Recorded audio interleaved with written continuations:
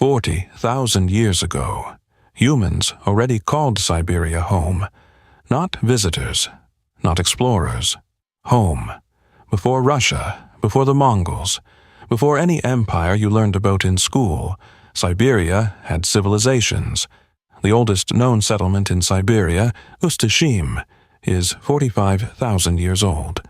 Older than the pyramids by 40,000 years. The Denisovans, a separate human species.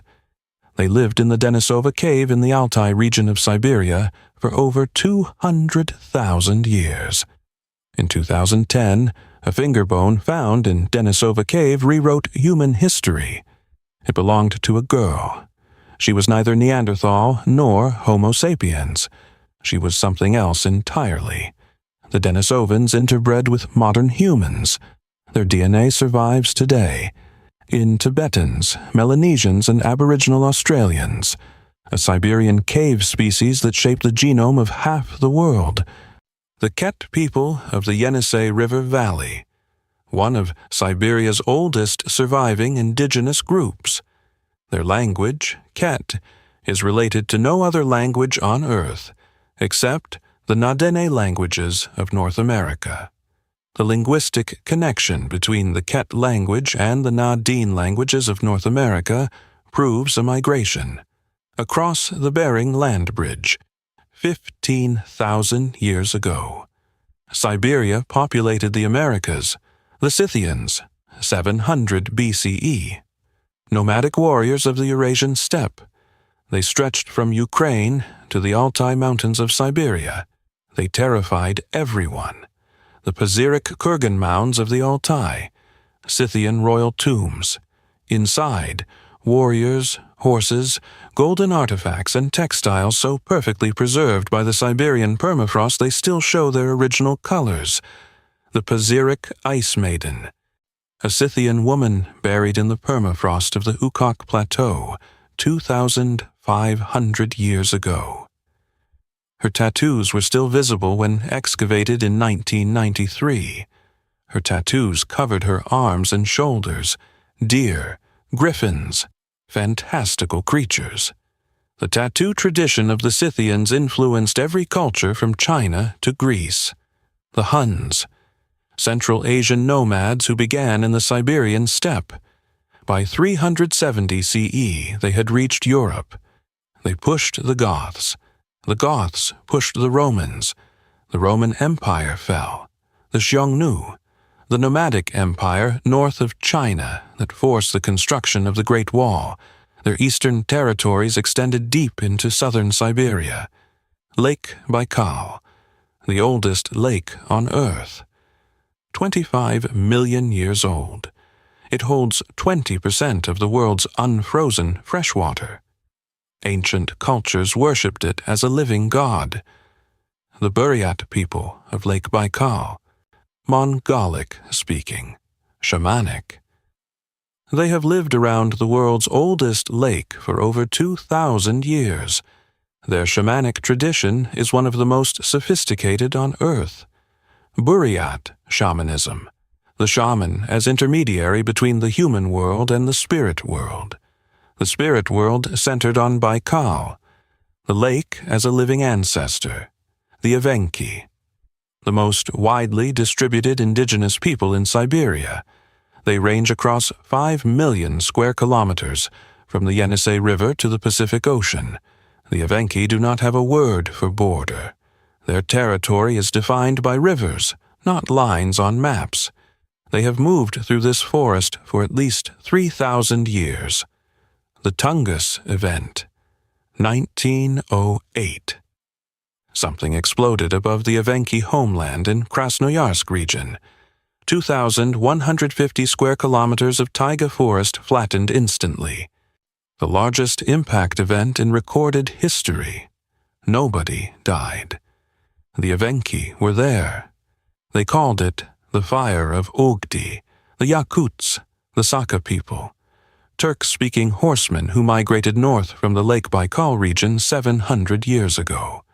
They found the coldest inhabited land on Earth. They stayed.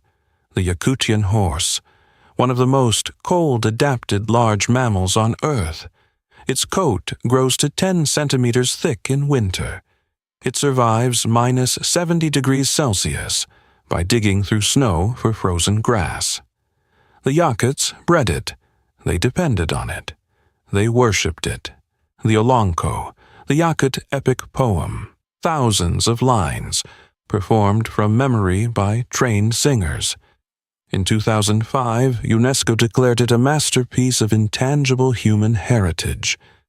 The Chukchi, far northeastern Siberia, the Chukotka Peninsula. They faced the Bering Strait. They traded across it with Alaska. They fought the Russian Empire to a standstill for 150 years. The Russian Empire sent 5 separate military expeditions to conquer the Chukchi between 1727 and 1764. The Chukchi defeated every single one. The Russians eventually negotiated instead of conquered. The Yupik people of Chukotka, related directly to the Yupik of Alaska, separated by only 88 kilometers of water. They traded across the Bering Strait for centuries before any European knew the strait existed. The Nganasan, the northernmost indigenous people in the world. They live on the Taimyr Peninsula, the most extreme northern mainland on Earth. Their shamanic tradition is considered among the world's oldest surviving. The Nganasan shaman ceremony was filmed for the first time in 1978. The shaman wore a costume with over 70 iron ornaments representing spirits. The ceremony lasted 3 days. The mammoth hunters of Siberia, 20,000 years ago. They built houses from mammoth bones and mammoth hide on the Siberian plain. Mammoth ribs formed the arches. Mammoth skulls formed the foundations. The Maltaburi culture, 24,000 years ago, near Lake Baikal. They carved female figurines from mammoth ivory, identical in style to figurines found in Europe 7,000 kilometers away. The Paleo-Siberian languages, Yupik, Ket, Nganasan, Yukagir, Nivk, each one an isolated linguistic island. Each one the last survivor of a language family that once had many relatives. Languages that lost their relatives to time. The Yukagir people, northeast Siberia. They wrote love letters on birch bark. In a pictographic writing system they developed themselves. The only indigenous Siberian people known to have independently developed writing. The Nivk people of the Amur River and Sakhalin Island. Neither Tungusic nor Mongolian nor Turkic. A completely isolated linguistic and cultural family. They have fished the Amur River for at least 6,000 years. The Siberian Bronze Age, 3,500 years ago. The Sayama Turbino phenomenon. Bronze weapons and tools of extraordinary quality appearing simultaneously across 4,000 kilometers of Siberia. Nobody knows where the technology came from. The Tagar culture, 800 to 200 BCE, in the Minusинsk Basin of southern Siberia.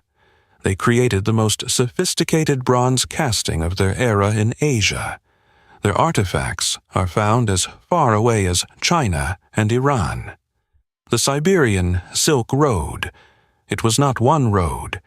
It was a network of routes through the steppe and taiga. Siberian furs going west and south. Chinese silk going north. The trade was older than the Silk Road by 1,000 years. Siberian sable fur. The most valuable trade commodity in medieval Eurasia. A single sable pelt could buy a horse. A bundle of sable pelts could buy a small estate. The Russian Empire was built on Siberian fur. 1581. Yermak Timofeyevich, a Cossack ataman. He crossed the Ural Mountains with 840 men. His target, the Siberian Khanate of Kuchum Khan, his weapon, gunpowder, something the Siberian armies had never faced. the Siberian Khanate, a successor state of the Mongol Empire. Khan Kuchum had unified the western Siberian tribes. He had no answer for Yermak's firearms. Within 2 years, the Khanate collapsed. Yermak drowned in the Irtysh River in 1585. His armor, a gift from Ivan the Terrible, dragged him under. He conquered Siberia and never lived to see it become an empire. The Russian advance across Siberia was the fastest territorial expansion in history. From the Urals to the Pacific Ocean, 6,000 kilometers in 58 years. 1 generation. The Cossacks built ostrog, fortified trading posts, every few hundred kilometers across Siberia. These became the cities of modern Siberia: Tomsk, Krasnoyarsk, Irkutsk, Yakutsk. All began as fur trading forts, the Yasak, the fur tribute imposed on Siberian indigenous peoples by the Russian Empire. Every man between 18 and 50 owed a set number of sable pelts per year.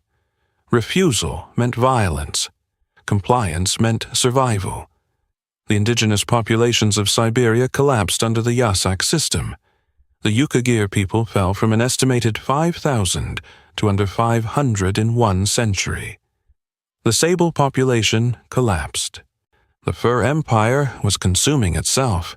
Peter the Great, 1697. He sent the Great Kamchatka expedition. He wanted to know, does Asia connect to America? He sent Vitus Bering to find out. The answer changed maps forever. The Great Northern Expedition, 1733 to 1743, the largest scientific expedition in history, 3,000 people, 10 years. They mapped the entire Arctic coast of Siberia and proved it was a continent. The exiles. The Russian Empire used Siberia as its prison from the 17th century onward. Over 2 centuries, 1.2 million people were exiled to Siberia.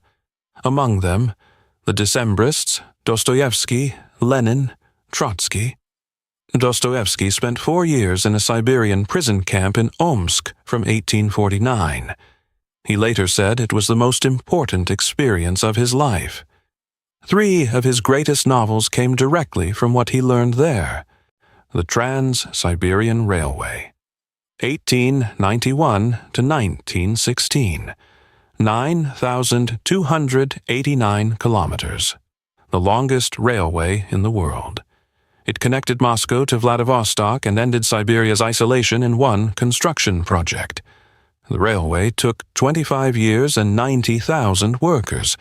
It crossed 7 time zones, 16 major rivers, and the world's deepest lake. Workers died from cold, disease, and Siberian conditions. The railway opened anyway. The Gulag, Stalin's system of forced labor camps.